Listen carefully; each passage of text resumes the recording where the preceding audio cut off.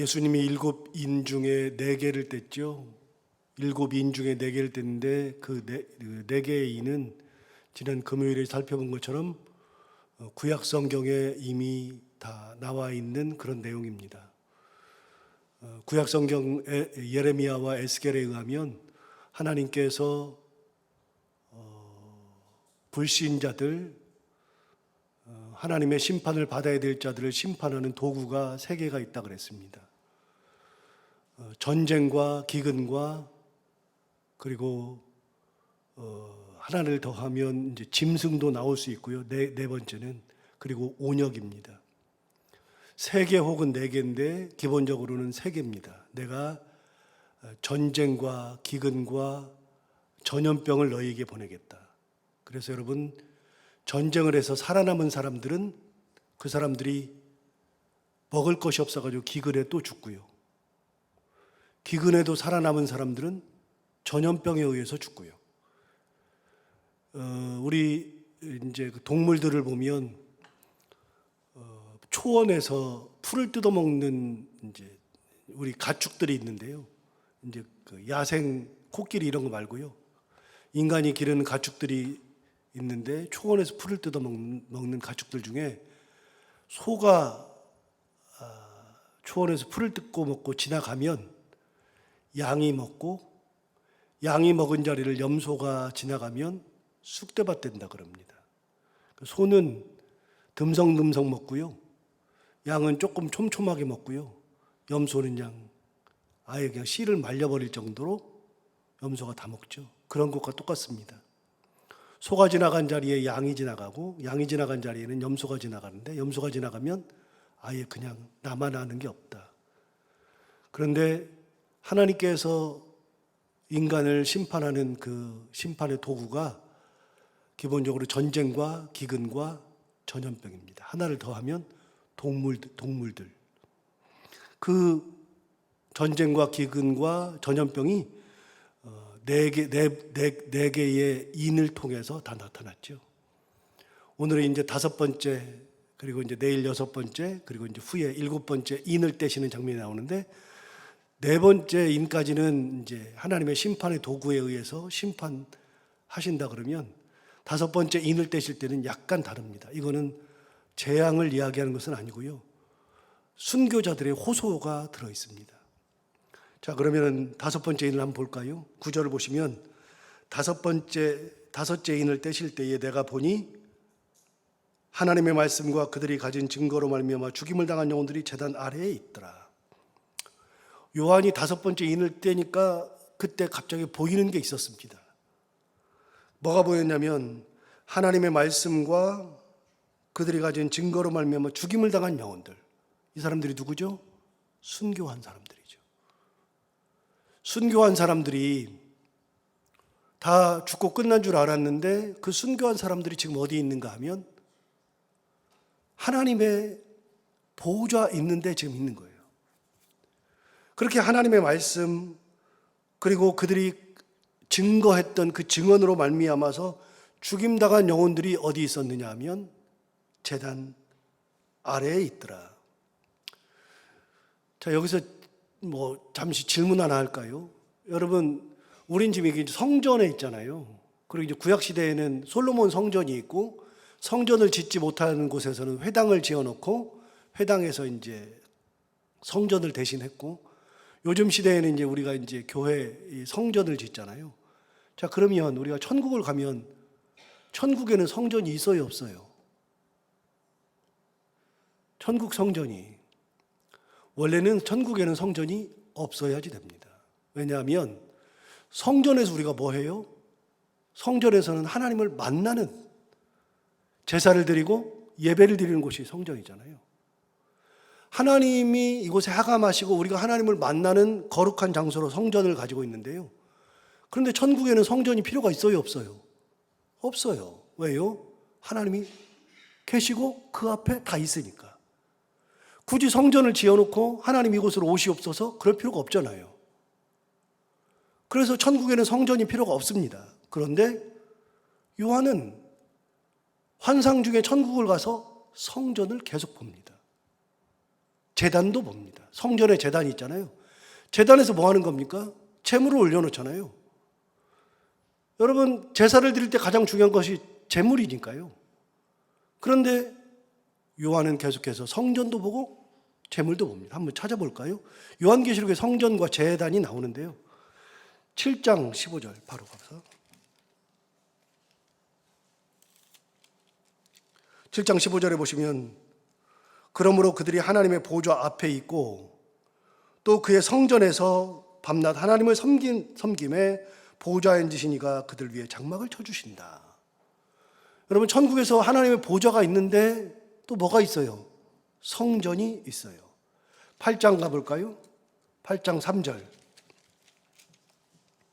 8장 3절을 보시면 또 다른 전사가 와서 제단 곁에 서 있더라.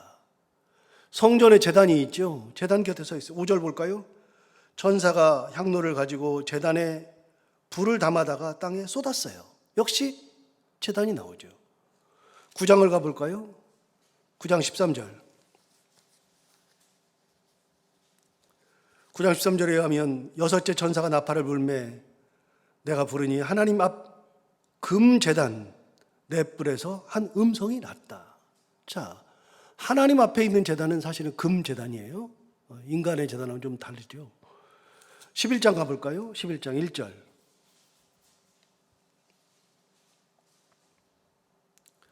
또 내게 지팡이 같은 갈대를 주며 말하기를 일어나서 하나님의 성전과 제단과 그 안에서 경배하는 자들을 측량해라. 그래서 하나님 성전을 측량하라 그랬습니다. 제단도 측량하라 그랬습니다. 14장 가보겠습니다. 14장 18절 14장 18절에 가면 또 불을 다스리는 다른 천사가 제단으로부터 나와 예리한 낫 가진 자를 향하여 큰 음성으로 불러 이르되 이렇게 하면서 제단이 또 나오죠. 16장 가볼까요? 16장 7절 또 내가 들으니 제단이 말하기를 그러하다 주 하나님 곧 전능하신 이시여 심판하시는 것이 참되시고 의로우시도다 하더라. 여기도 역시 제단이 나오죠.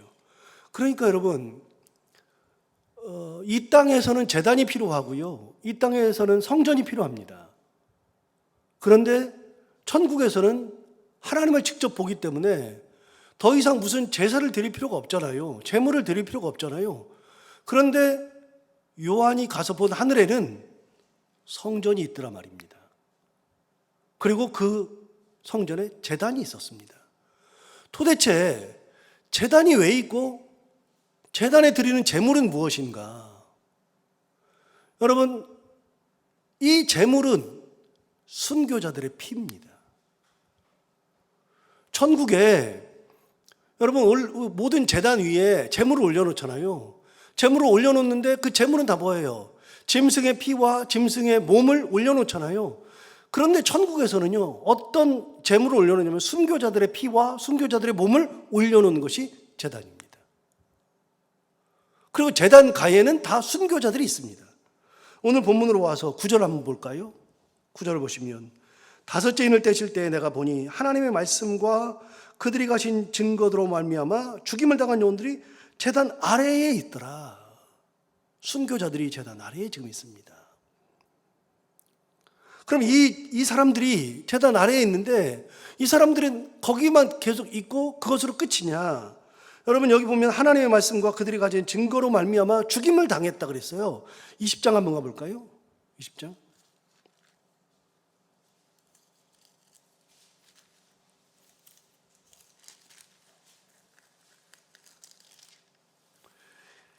20장을 가보면 천년왕국이 나옵니다. 1절 위에 제목을 보면 천년왕국이 나오죠. 그래서 여러분, 천년왕국 뭐 이런 얘기는 다 요한계시록에 나오는 얘기입니다. 근데 20장 4절에 보면 천년왕국의 이야기 중에 24절에 또 내가 보좌들을 보니 거기에 앉은 자들이 있어 심판하는 권세를 받았더라. 보좌에 앉은 자들이 심판하는 권세를 받았어요. 또 내가 보니, 자, 아까랑 똑같죠? 예수를 증언함과 하나님의 말씀 때문에 목배임을 당한 자들, 아까 본문에 뭐라고 되어 있어요? 아까 본문에 이렇게 말했어요. 하나님의 말씀과 그들이 가진 증거로 말미암아 죽임을 당한 영혼들을. 그런데 20장에 가보면 천년왕국에서 그들이 나옵니다. 내가 보니 예수를 증언하는 하다가 혹 또 하나님의 말씀 때문에 목배임을 당한 자들, 죽임당한 영혼들이죠. 그들의 영혼들과 또 짐승과 그의 우상에게 경배하지 아니하고 그들의 이마와 손에 그의 표, 짐승의 표를 받지 않은 자들이 살아서 그리스도와 더불어 천년 동안 뭐예요? 왕노릇해요. 여러분, 순교자들은 그것으로 끝이고 제단 앞에만 있는 게 아니라, 제단 위에만 있는 게 아니라, 순교자들은 나중에 천년 왕국이 이루어질 때 천년 왕국에서 예수 그리스도와 함께 왕으로 통치하는 거예요. 순교자들이. 하나님께서 천년 왕국을 다스릴 수 있도록 순교자들의 피를 기억하시고 순교자들을 그 자리에 세우시는 분이 바로 하나님이시죠. 그러니까 하나님은 그들의 피를 잊어버리지 않아요. 그래서 그 피를 성전에 굳이 필요가 없는, 천국에 굳이 필요 없는 성전을 만들어 놓고, 천국에 굳이 필요 없는 제단을 만들어 놓고, 제사를 드릴 필요가 없는데 그들의 피와 그들의 순교한 육체를 제단 위에 올려놓고 천국에서 기리고 있는 거예요. 끝까지. 다시요. 천국은 제단이 필요가 없잖아요. 성전이 필요가 없잖아요. 그런데 하나님은 천국, 굳이 필요 없는 천국에다가 성전도 만드시고 제단도 만드셔요. 왜요? 그렇게 만들어 놓고 거기다가 이 땅에서 하나님의 말씀과 예수 그리스도를 증언하다가 죽은 사람들, 순교한 사람들을, 목배임을 당하고 죽임당한 사람들을 굳이 천국에다가 다시 성전 만들고 제단 만들어 놓고 거기다가 그들을 다 올려놓으시고 훗날에는 그들이 천년 왕국을 다스릴 수 있도록 예수 그리스도와 함께 다스릴 수 있는 왕 노릇 할 수 있는 권세를 주시는 분이 하나님이시죠. 항상 느끼는 거지만 하나님은 하나도 우리의 것을 버리지 않아요. 이 땅에서 순교 당할 때는 불행한 사람이고 인생을 낭비한 것 같고 그랬는데, 영적으로는 내가 이 땅에서 뿌린 그 피가 사람들이 볼 때는 바보 멍청이, 그냥 모른다고 하면 되지, 그냥 부인하면 되지, 왜 이 땅 살다가 왜 죽임당해, 바보 멍청이라고 소리를 들었는데 하나님 앞에 갔더니 하나님께서 그것을 받으시는 향기로운 제물이 되시고 그들의 피를 기억하시고 그들의 헌신, 그들의 수고, 그들의 열정을 다 제단 위에다가 올려놓으시더란 말이죠. 자, 다시요. 천국에는 필요 없는 성전이 있습니다. 거기서 굳이 제사를 드리는 건 아닙니다. 그 천국에는 필요 없는 제단이 있습니다. 그 제단에 순교자들, 목배임 당한 사람들, 죽임당한 영혼들이 제단에 있습니다. 이게 그들의 자리입니다. 순교자들의 자리. 자, 순교자들의 자리는 어디요? 제단. 거기가 그들의 자리죠. 그럼 그곳에서 그들이 하는 말이 뭐냐? 여섯째 인은, 네 번째 인까지는 전쟁도 나오고 그 다음에 기근도 나오고 전염병도 나와서, 그래서 많은 사람들을 죽이는 인을 뗐다면 다섯 번째 인을 뗄 때에는 순교자들이 나오는 거예요. 죽임당한 영혼들이 나와서 뭐라 그러냐면 10절을 보세요. 이제 이 사람들이 이렇게 얘기를 하는 겁니다. 큰 소리로 불러 이르되, 이제 순교자들이 다 제단 아래에서 이제 큰 소리로 외쳐 이르는 겁니다. 거룩하고 참되신 대주제여, 땅에 거하는 자들을 심판하여 우리 피를 갚아주기 아니하시기를 어느 때까지 하시려 하나이까. 그들의 호소가 나옵니다. 무슨 호소가 나오냐면, 먼저 하나님을 부르죠. 하나님은 뭐라고 부르냐면 거룩하고 참되신 대주제여. 하나님을 부를 때 뭐라고 부르냐가 중요하다 그랬잖아요. 뭐라고 부르느냐. 여러분, 사람마다 하나님을 부를 때 자기의 신앙 기반으로 부르는 거예요. 예를 들어서 병에서 큰 수술하고서 죽을 고비를 넘기면 나를 살려주신 하나님,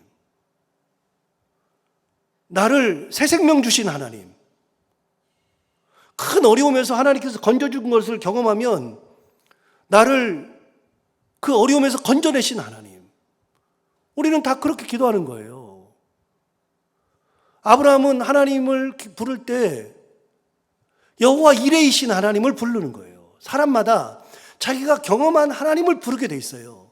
그래서 다윗은 부를 때 나의 방패이신 하나님, 나의 산성이신 하나님, 나의 칼이신 하나님, 자기가 전쟁하면서 다 했던 경험을 가지고서 부르는 거잖아요. 나를 방패, 나의 산성, 이게 자기가 부르는 거예요. 그런데 순교자들이 이구동성으로 다 부르는 건 뭐냐면 거룩하고 참되신 대주제입니다. 거룩하다는 게 뭐예요? 구분됐다는 거예요. 구분되었다. 거룩의 뜻은 구분되었다는 거예요. 죄와 구분되어 있다. 세상과 구분되어 있다.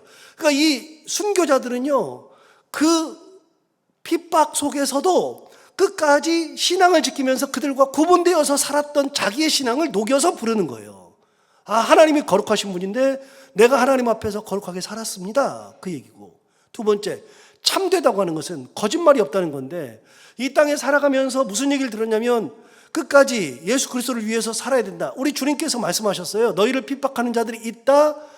그러면서 마태복음 24장, 25장, 26장에서 세상에 난리가 일어났을 때 너희들을 이런 사람들이 있다.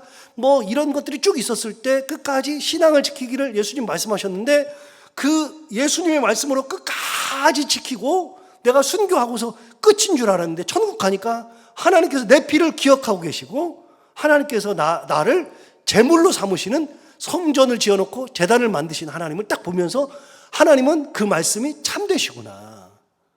거짓말이 없구나. 그냥 하는 말이 아니구나. 그래서 그들이 느끼는 하나님은 거룩한 하나님, 참되신 하나님. 그렇게 부르는 거예요. 그들의 신앙을 그대로 부르는 거예요. 그리고 대주제라 그랬습니다. 대주제는요, 이 주제 그러면 거기에 이제 최고 존재를 주제라 그래요. 그런데 최고 주제들이 있는데 그 중에서도 대주제, 그러니까 영어로는 sovereign lord, 그 sovereign이라고 하는 말의 뜻은요, 모든 것 위에 있는 최고 권위자를 sovereign이라 그래요.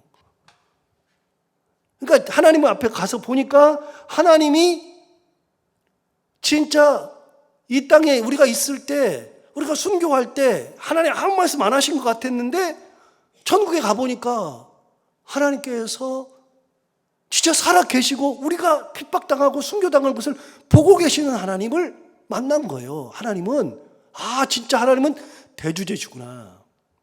그 하나님을 만나서 그 하나님께 부르짖는 겁니다. 거룩하고 참되신 대주제요. 그러면서 말합니다. 땅에 거하는 자들을 심판하여 우리 피를 갚아주시 아니하시기를 어느 때까지 하시려 하나이까.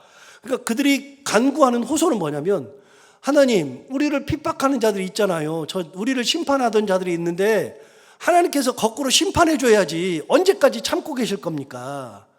이게 그들의 호소입니다. 하나님, 언제까지 그들을 우리의 피를 갚아주지 아니하실 겁니까? 라고 호소하는 게 5번째 인입니다. 그들의 호소입니다. 다시 한번 읽어볼까요? 10절에 그들의 호소를 잘 들어보십시오. 큰 소리로 불러 이르되 거룩하고 참되신 대주제여, 땅에 거하는 자들을 심판하여 우리 피를 갚아주지 아니하시기를 어느 때까지 하시려 하나이까.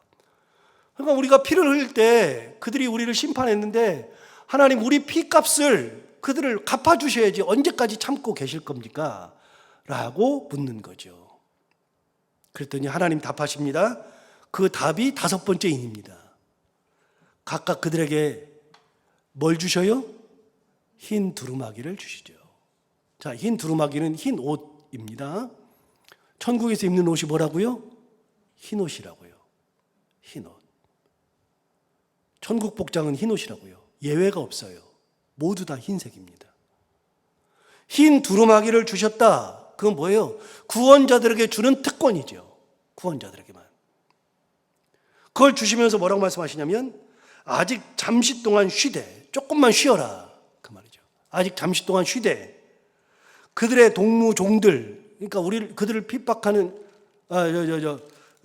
그들의 동무종들과 형제들도, 그러니까 순교당한 사람들 친구들, 그리고 그들의 또 종들, 그들도 자기처럼 죽임을 당하여 그 수가 차기까지 하라 하시더라.